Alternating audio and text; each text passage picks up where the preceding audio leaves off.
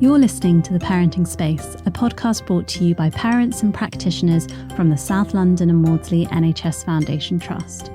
A podcast where you can hear us discuss and debate issues around parenting and mental well-being. Hello and welcome back to another episode of The Parenting Space. And today we're joined by the wonderful Lakshmi. Hello, Lakshmi. Hello. You mentioned that you'd be keen to talk to us about the important topic of looking after yourself as a parent and the impact that that can have on your family. What made you choose that topic? Because when I had my child, when he was born, we moved from where I used to live to where I am now. It was really hard in the sense I was a full-time carer for my child. And looking after myself was not my priority at all. Right. And what did you notice as you became less of a priority and your child became the top priority? What kind of impact did that have on your well-being as a parent and as a person? My focus was completely turned around the upbringing of that little baby that come with no manual at all. It just seemed to be quite a lot of input in him that I actually lost myself in thinking about what is good for me or what I need to do for my own self. So all your attention suddenly went into this little boy. Mm-hmm.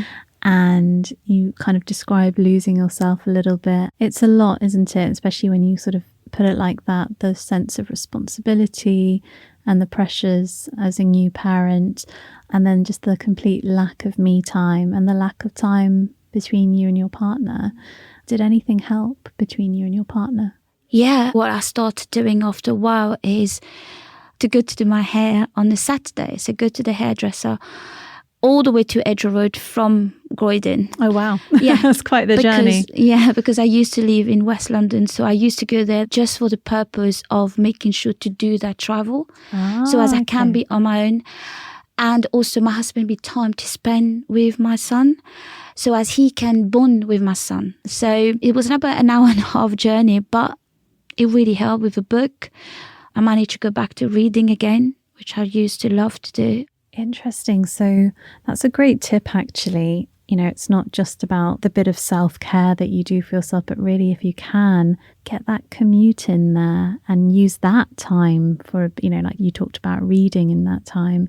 But also there was something important happening at home at the same time, which was your husband and your son really bonding and developing their own relationship so that it becomes more than just about you and your son. There's another relationship kind of really developing and growing there, and that doesn't need you so much in that moment. And also what really helped us is he also understand what I go through without me have to tell him a lot after work when he come back, when he's tired himself and I'm going like, you know, I've done this today, a lot. You're just like vomiting your day to him and poor him. He's just standing there listening to everything I'm saying without saying anything, or sometimes say, oh no, you've been through this. It's important, isn't it? It's one thing saying it, like you say, kind of spilling it all out at the end of the day, but also just giving them the time to have their own experience and understand on another level. And so it's interesting that when we talk about how you communicated that experience that you were having, it wasn't through many words, actually. It was through a bit of space and giving them a bit of time to bond together and experience it.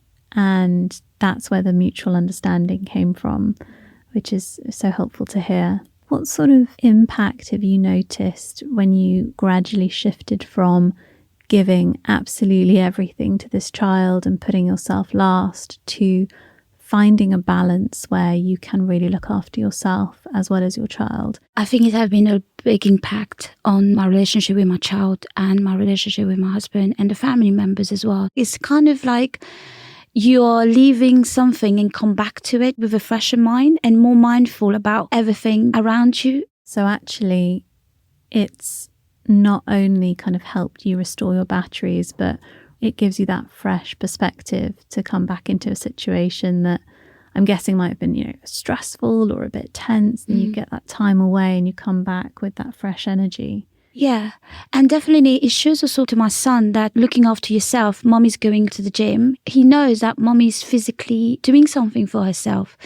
And even my husband would be like, oh, great, you're doing that. That's brilliant, because then tomorrow I can go swimming. So it's kind of like a pattern that we're building together. It's become a conversation in your household, is what I can hear, that both you and your husband are actively week to week demonstrating the way you look after yourselves. And it sounds like your child's learning some really valuable lessons from that and from you modelling that to him. Amazing. Thank you so much for sharing that. It's been a real pleasure to have you and to hear about your self-care routine. And it's such an important point for all of us to bear in mind. So thank you for sharing. Thank you. And hope to have you back soon. You've been listening to The Parenting Space, a podcast brought to you by the CAMHS team at South London and Maudsley NHS Foundation Trust. If you need support after today's discussion in the podcast, please talk to someone that you trust or follow the links in the description to get general advice and support. The Parenting Space is available on all podcast platforms. If you'd like to hear more discussions like this, subscribe to our channel and you'll receive a notification every time we release a new episode.